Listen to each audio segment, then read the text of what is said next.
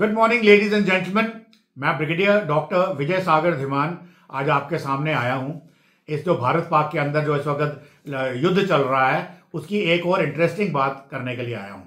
जब हम बात करते हैं पाकिस्तान को सबक सिखाने का तो हम बात करते हैं एक कोई डिसाइसिव काइनेटिक स्ट्राइक ताकि उनको वंस फॉर ऑल खत्म किया जा सके। वो भी एक ऑप्शन हमारे पास है, परंतु हमारे पास और बहुत सारी ऑप्शंस हैं जो जैसे कि डिप्लोमेटिक ऑप्शंस हैं, इकोनॉमिक ऑप्शंस हैं, साइबर अटैक की ऑप्शंस हैं, नैरेटिव वॉरफेयर की ऑप्शंस हैं, सोशल मीडिया की ऑप्शंस हैं। तो इन सब ऑप्शंस की जब हम बात करते हैं तो हमारे कुछ लोग बात करने लग पड़ते हैं कि देखिए हम पाकिस्तान को 6 टुकड़ों में बांटेंगे। पाकिस्तान की जो इंटरनल कंडीशन है वहां बहुत सारी फॉल्ट लाइंस हैं।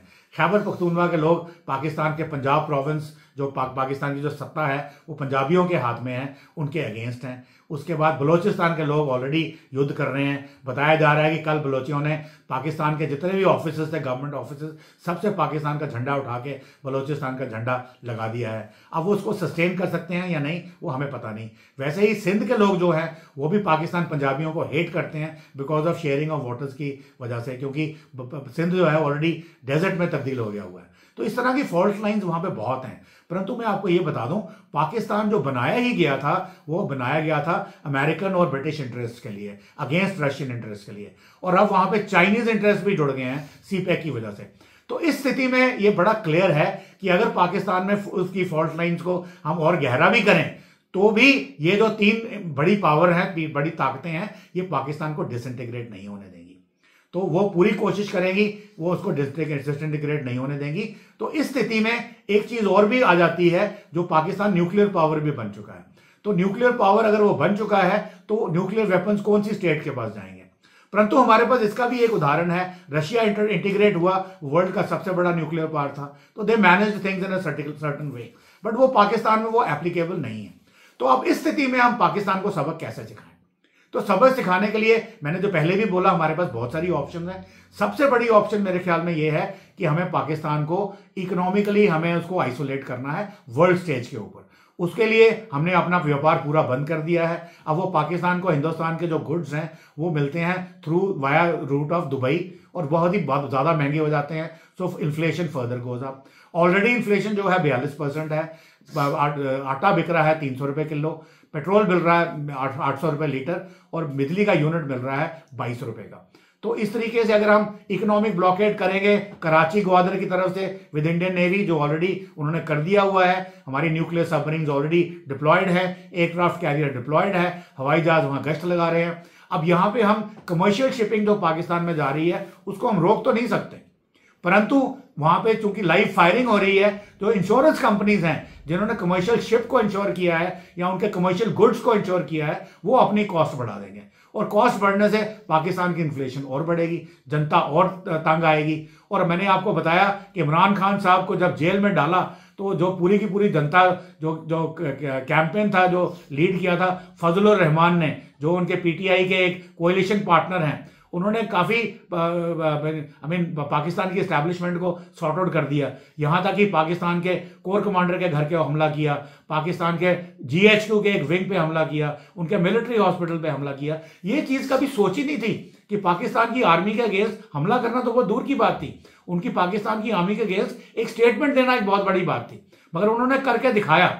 और कल हमें बताया जा रहा है कि इमरान खान साहब के जेल, अदियाला जेल के बाद बहुत भारी मात्रा में लोग इकट्ठे हुए और शायद इसी को प्लान कर रहे हैं। और इमरान खान साहब ने पहले से नहीं बोला था कि जो बर्बादी पाकिस्तान की हो रही है उसका जिम्मेदार है वो जनरल मुल्ला आसिम मुनीर है, और उनको कल उन्होंने उनको कॉल दी है कि आप इकट्ठे होइए।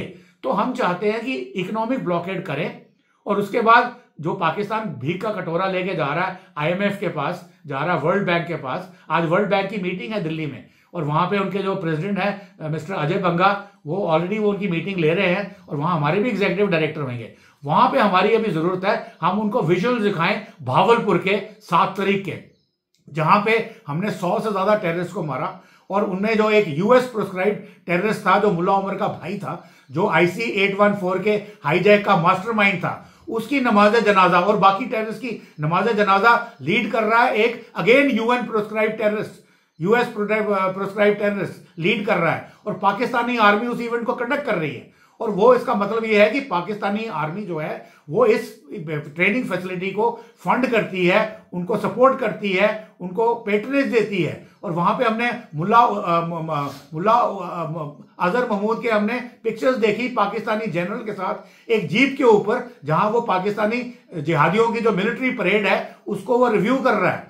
तो हमने वर्ल्ड बैंक की इन ऑर्गेनाइजेशंस को और बाकी देशों को यह बताना है कि ये विजुअल आपके सामने है, ये देखिए। जब आप इनको लोन देते हैं, आपसे ये लोन मांग रहे हैं $2 मिलियन का, $3 मिलियन का, $1 मिलियन का, और उसके अलावा जब ये सऊदी अरेबिया में $1 मिलियन का लोन देने मांगने जाते हैं, भीख का कटोरा लेके, उनको मना हो जाता है। चाइना उनको $3 बिलियन का लोन देने से इनकार करता है। तो वर्ल्ड बॉडीज को भी इनकार करना चाहिए ताकि उनको पता चले कि जो पैसा वो दे रहे हैं वो जिहादियों की तरबियत पे, जिहादियों की ट्रेनिंग के ऊपर खर्चा जा रहा है, जो पूरी दुनिया में आतंकवाद फैलाया जा रहा है। और इस किस्म की अगर हम कोशिशें जारी रखेंगे तो आई एम श्योर ये इमरान खान साहब की जो फौज है, जो ऑलरेडी एंटी आसिम मुनीर है या एंटी पॉलिटिकल एस्टैब्लिशमेंट है, ये इनको जरूर उखाड़ के फेंकेगी। फिर अगर हम इंडस वाटर ट्रीटी वाला भी एब्रोगेशन करेंगे तो इससे पाकिस्तान का पंजाब बहुत खतरे में आ जाएगा। डिसइंटीग्रेटेड मैंने बोला नहीं होगा, तो हमें रेजीम चेंज चाहिए। पाकिस्तान के बुद्धिजीवियों में थोड़ी सी अकल डालने की जरूरत है कि देखिए, अगर कश्मीर के मुद्दे पे या भारत के अगेंस्ट आतंकवाद के मुद्दे पे आप डटे रहेंगे तो आपको डिस्ट्रक्शन के अलावा कुछ नहीं मिलना, आपकी हस्ती मिट जाएगी। और इसलिए अगर उनको बात दिमाग में समझ में आ जाती है और ये दो काम बंद कर देते हैं तो I can assure you Bharat भी इनके ऊपर कोई आगे कार्रवाई नहीं करेगा। दो नेबर्स एक साथ पीसफुली, शांति के साथ, पीस और प्रोस्पेरिटी के साथ रह सकते हैं। I hope sanity prevails there और किसी दिन ये बात हो। Thank you very much. आपको मेरी बात समझ में आ गई होगी। जय हिंद, जय Bharat. Please like and subscribe.